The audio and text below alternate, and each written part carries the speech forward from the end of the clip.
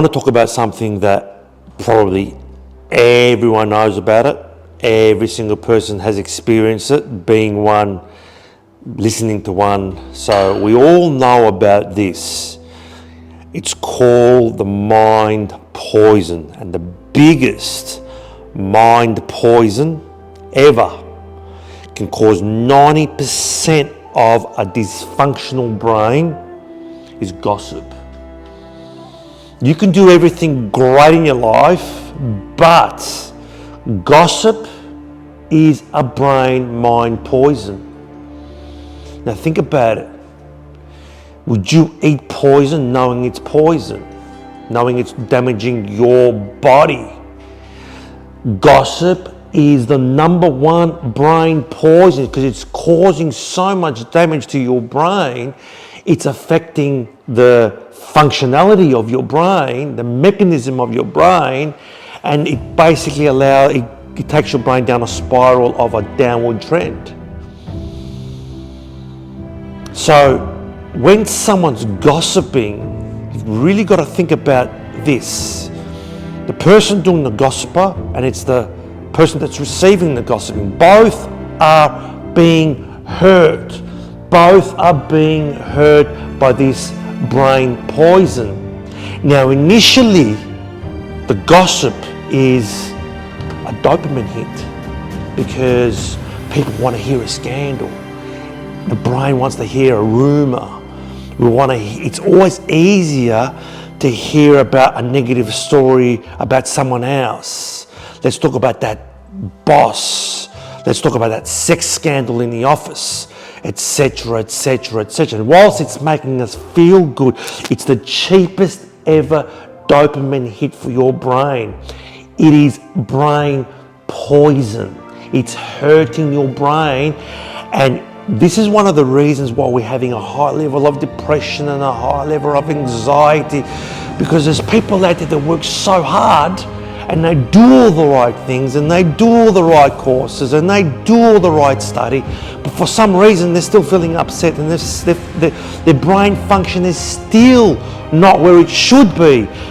Number one reason, gossip, because you're feeding your brain gossip.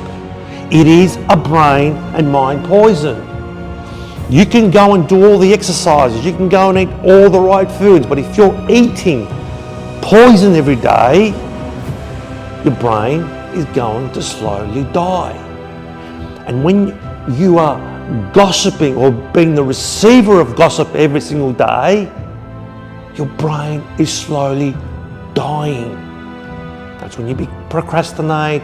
That's when you pick up all those addictions like alcohol and drugs and junk food and sugars and all those things that are really bad for us.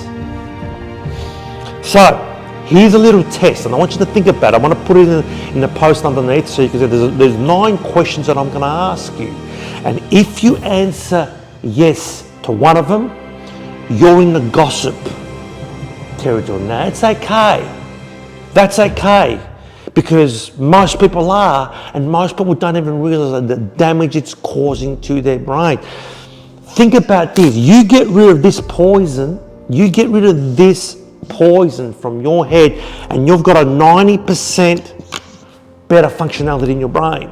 Because then your brain now starts to think differently. It's not thinking about negativity. It's not thinking about all these discussions that really go nowhere.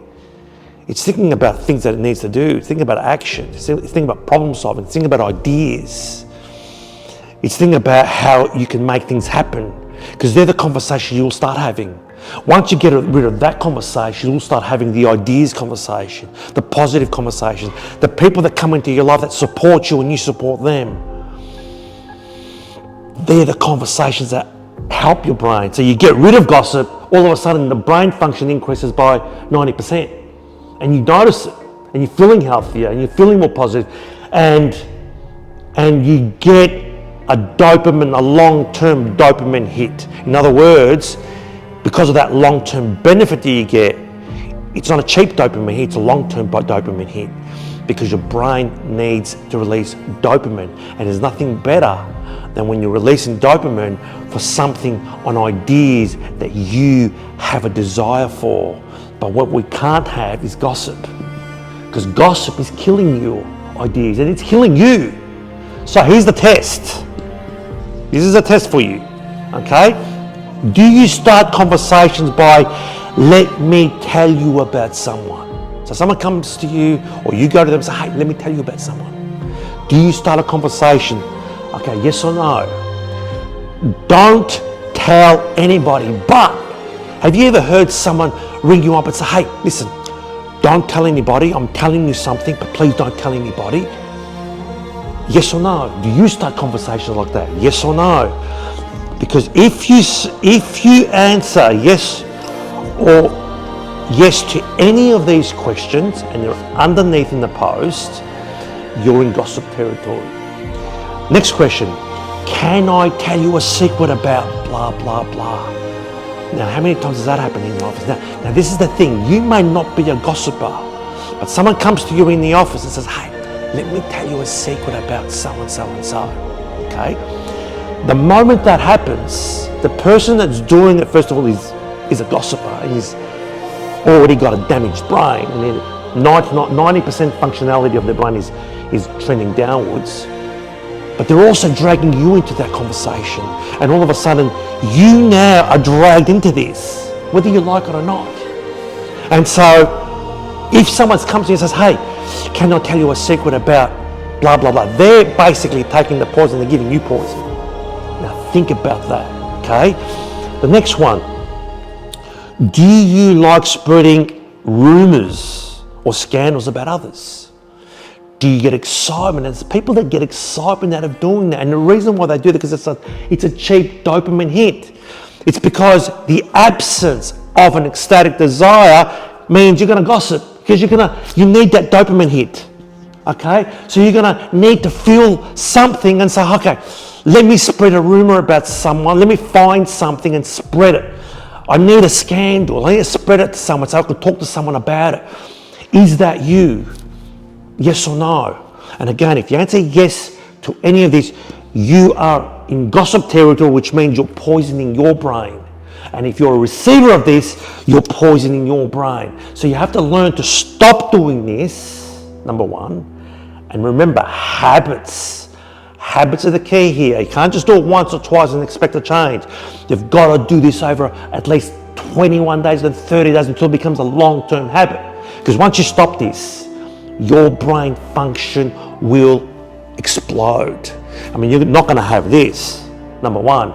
That in itself is going to change your thinking, your thoughts, your actions, your results, the conversations around you, everything about you, and you'll see how great you will feel.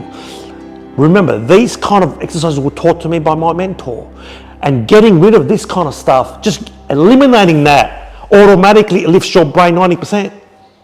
Okay, because gossip decreases the functionality of your brain by 90%. And it's a downward trend.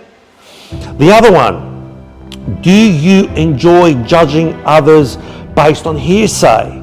So someone rings you up and says, hey, guess what I heard? I heard so-and-so told me this and this about someone else.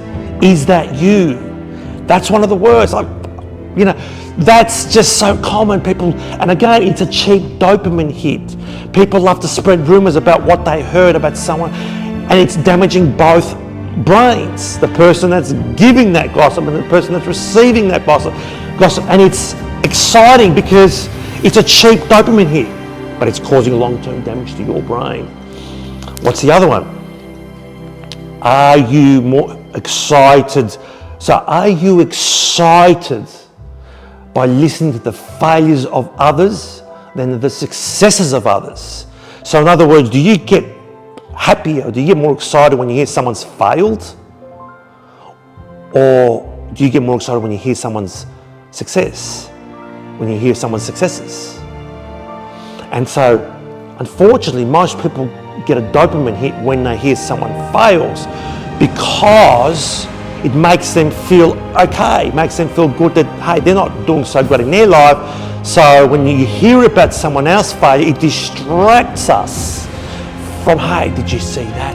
Hey, he tried that, he failed, he lost a lot of money.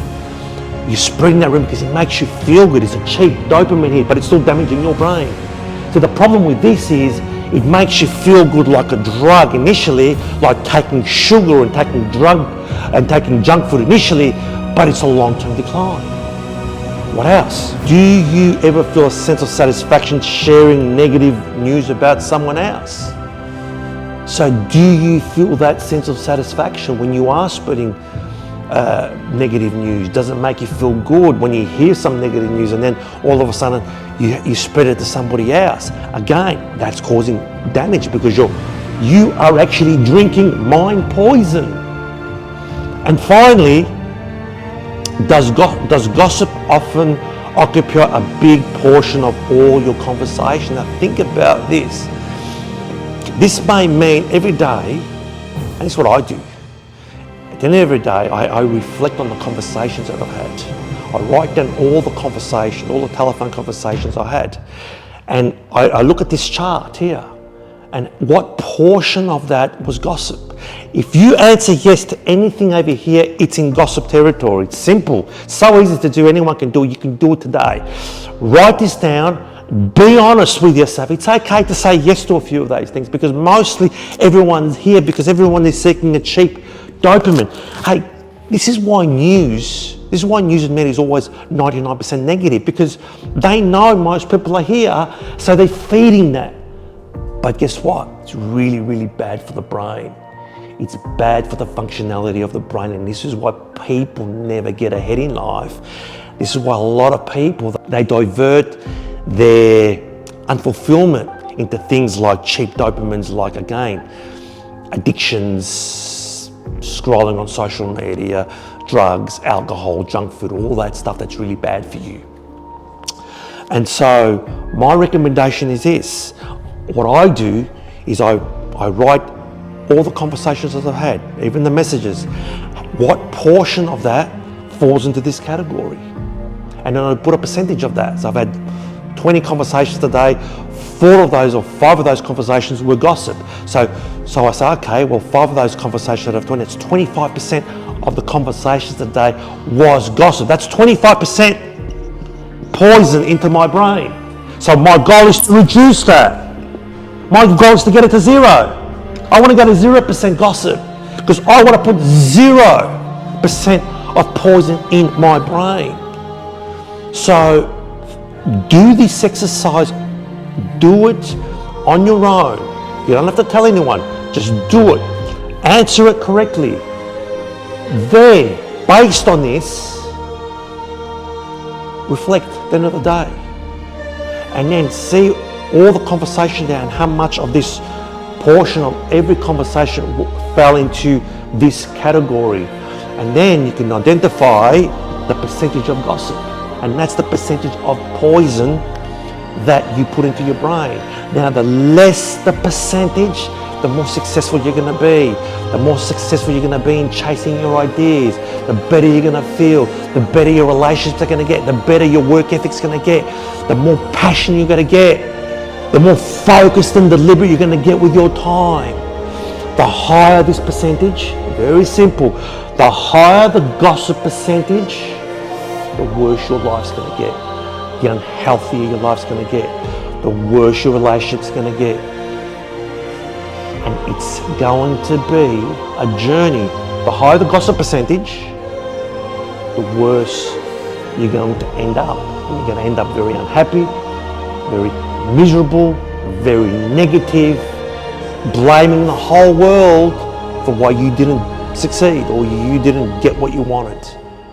And that is a really sad position to be in because you didn't have to be that way. And of course, no one showed you this. No one showed me this until it was shown to me by my mentor.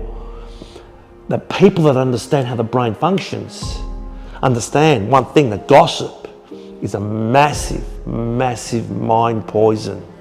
And just like your food, I'm sure you don't intently go out to eat poison.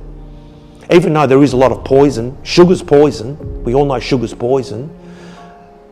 But even though we don't go out of our way to do it, just like sugar, yes, gossip can make us feel excited. Gossip can make us feel good for now. Gossip can be a sugar hit for now, but it's causing a cancer and it's causing a long-term decline. You can change it. Follow this. I've put the questions underneath and I'd love to hear from you and tell me how you go.